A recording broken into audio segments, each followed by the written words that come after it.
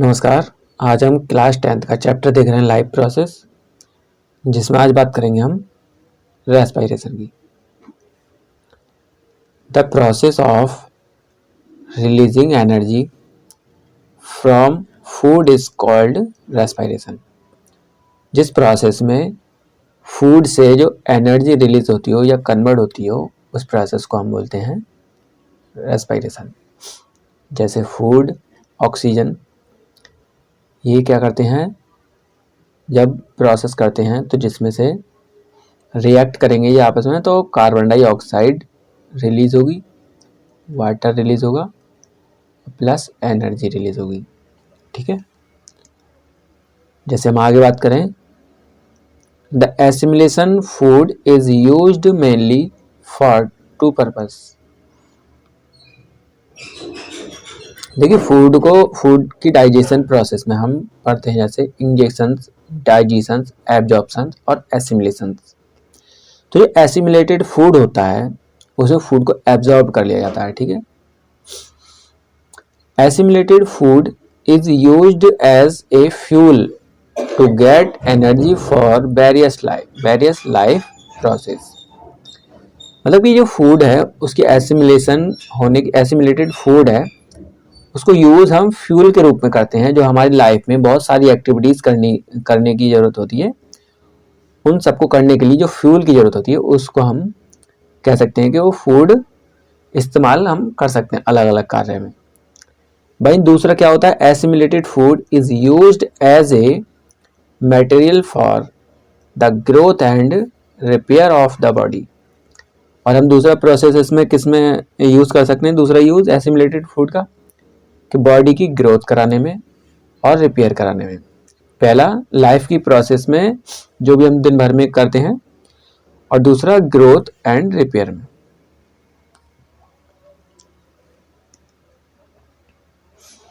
आगे हम बात करते हैं breathing and respiration. The mechanism by which organisms obtain oxygen from the air and release carbon dioxide is called breathing.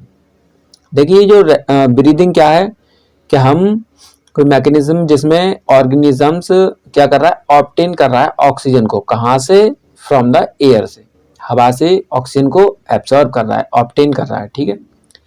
और release कर रहा है कार्बन डाइऑक्साइड को। ठीक है।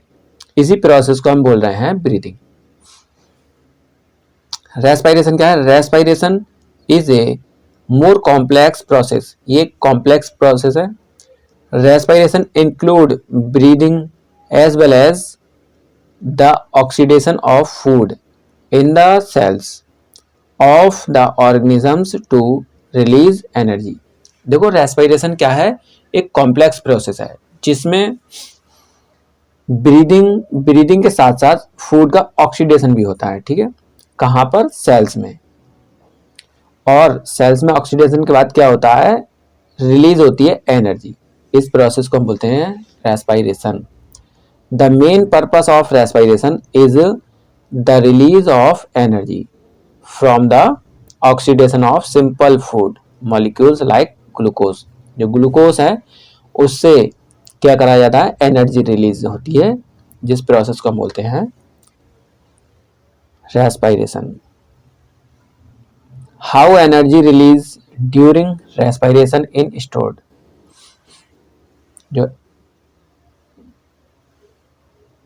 जो फूड स्टोर्ड है उससे एनर्जी रिलीज कैसे होती है।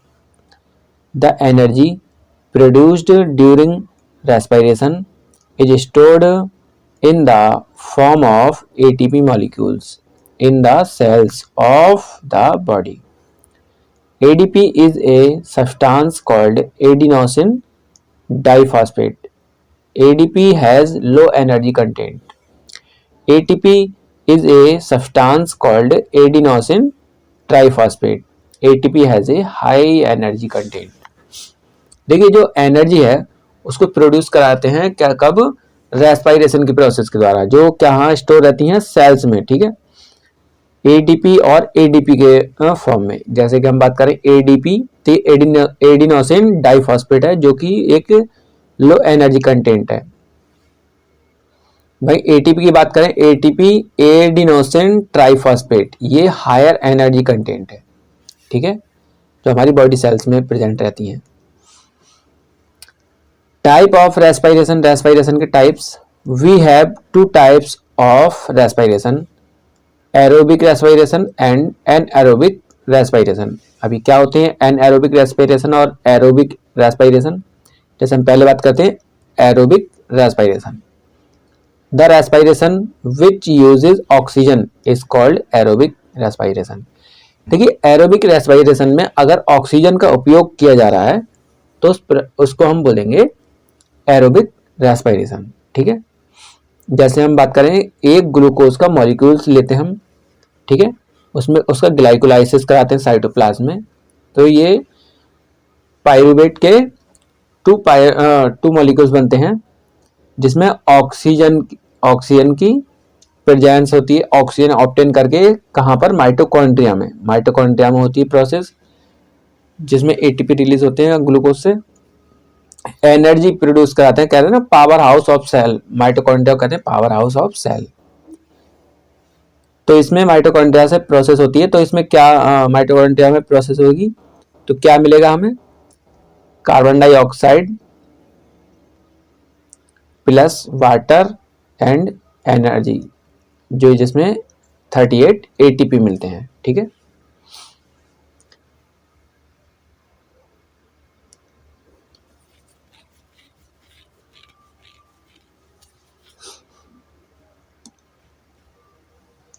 Mitochondria are the site of aerobic respiration in the cells. Mitochondria हम एक प्रकार से कह सकते हैं वो जगह है जहां पर एरोबिक रेस्पिरेशन होता है सेल्स में। Most of living organisms carry out aerobic respiration by using oxygen of air. बहुत सारे लिविंग ऑर्गेनिजम्स क्या करते हैं, ये एरोबिक रेस्पिरेशन करते हैं जिसमें यूज करते हैं ऑक्सीजन जो कहाँ से मिलती है, एयर से, ठीक है। जैसे फॉर एग्जांपल के लिए humans, dogs, cat, lions, elephant, cow and extra, ये सभी क्या करते हैं, एरोबिक रेस्पिरेशन करते हैं, ठीक है। अगर हम एनएरोबिक रेस्पिरेशन की बात करें, the respiration which take place without oxygen is called anaerobic respiration. देखिए एनएरोबिक रेस्पिरेशन क्या होगा, जिसमें ऑक्सीजन की जरूरत नहीं पड़ेगी, जहां रेस्पिरेशन विदाउट ऑक्सीजन के ही होगा। Anaerobic respiration, the microorganisms like yeast break down glucose food into ethanol and carbon dioxide and release energy. जो ईस्ट है वो अपने फूड को ब्रेक डाउन करेगा, तो उसमें से ग्लूकोज फूड को ब्रेक डाउन करेगा तो क्या होगा, उसमें इथेनॉल प्राप्त होगा, वहीं carbon dioxide and energy release होगी।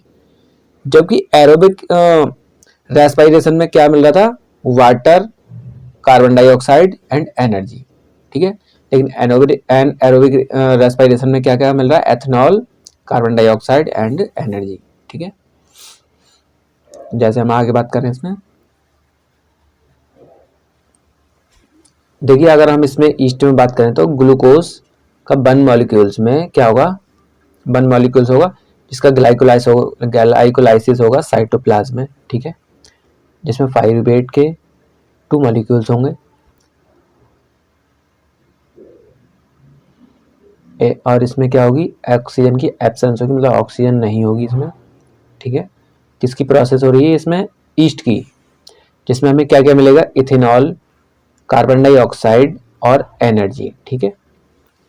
इसमें यहाँ वाटर मिल रहा था एरोबिक रेस्पिरेशन में, तो यहाँ अब एथेनॉल मिल रहा है। तो आज के लिए बस इतना ही, मिलते हैं हम नेक्स्ट वीडियो में। Thank you.